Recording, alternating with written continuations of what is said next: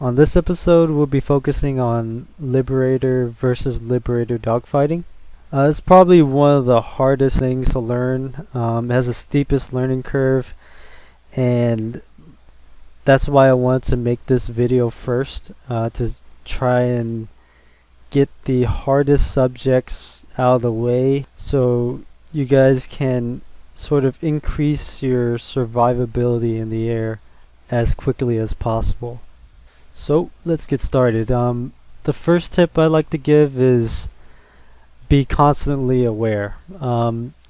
You want to be constantly listening for enemy libs, and you want your gunners to be constantly looking out, like often the render distance and things like that, so no lib can get the jump on you. If a lib gets the jump on you, it's a tank bust up close, and you're either going to be in a severe disadvantage from the start of the dogfight, or you're just going to die from a one clip.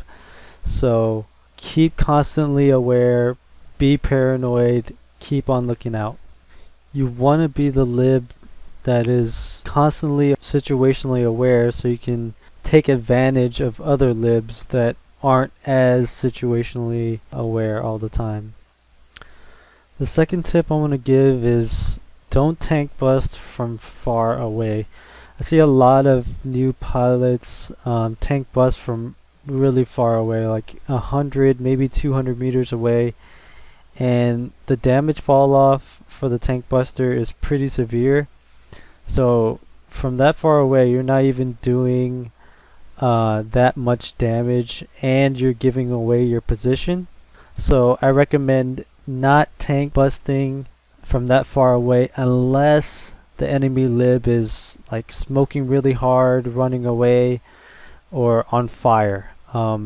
Otherwise, you want to save your tank buster, keep on heading towards the enemy lib, and sneak up on him and hit him ideally below 50 meters, because anywhere below 50 meters and you can one clip an enemy lib with level 3 magazine or higher.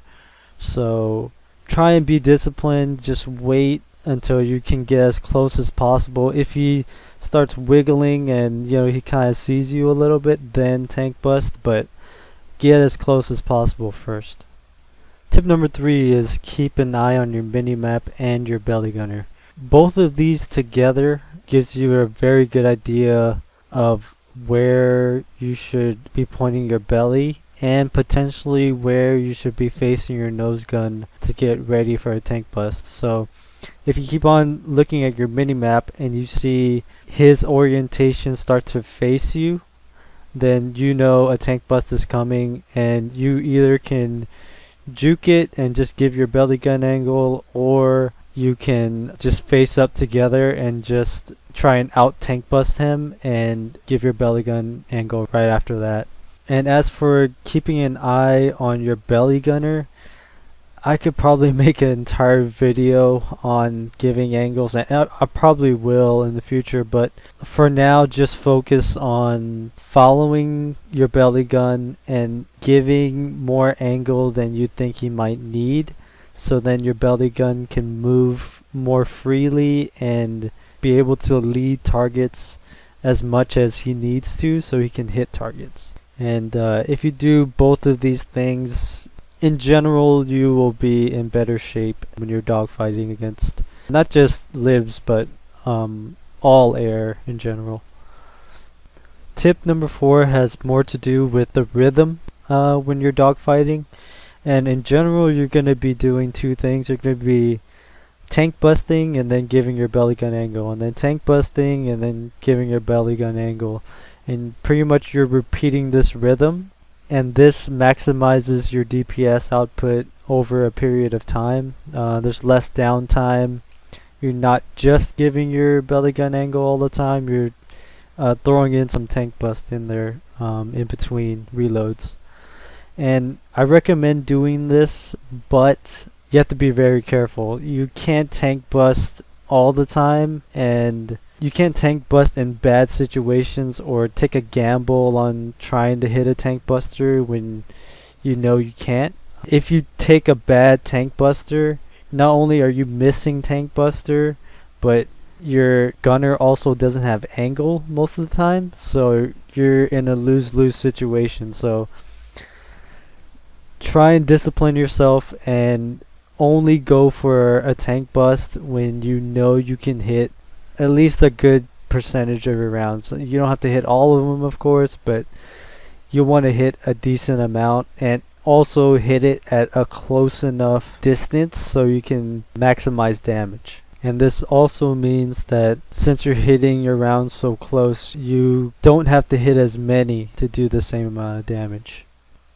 And finally, tip number 5 is use your afterburner. Many new pilots don't even know to get afterburner.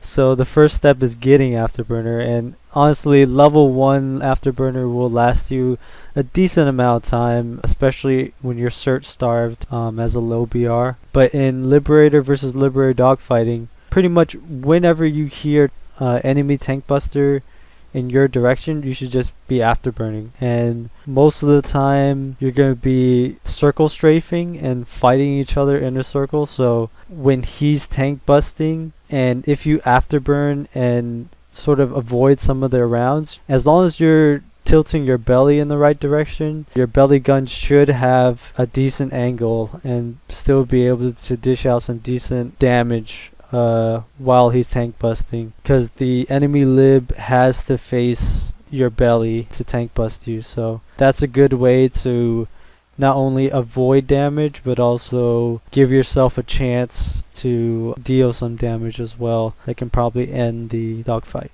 Alright everybody, I think that does it for Liberator dogfighting for now. Hit the subscribe button if you want to see more videos like this in the future. You can tweet me and follow me at miendudeplays, and feel free to ask me questions on Twitter anytime. I'd be happy to answer them. Let me know in the comments what subjects you guys want me to cover in the future, and I'll see you guys next time.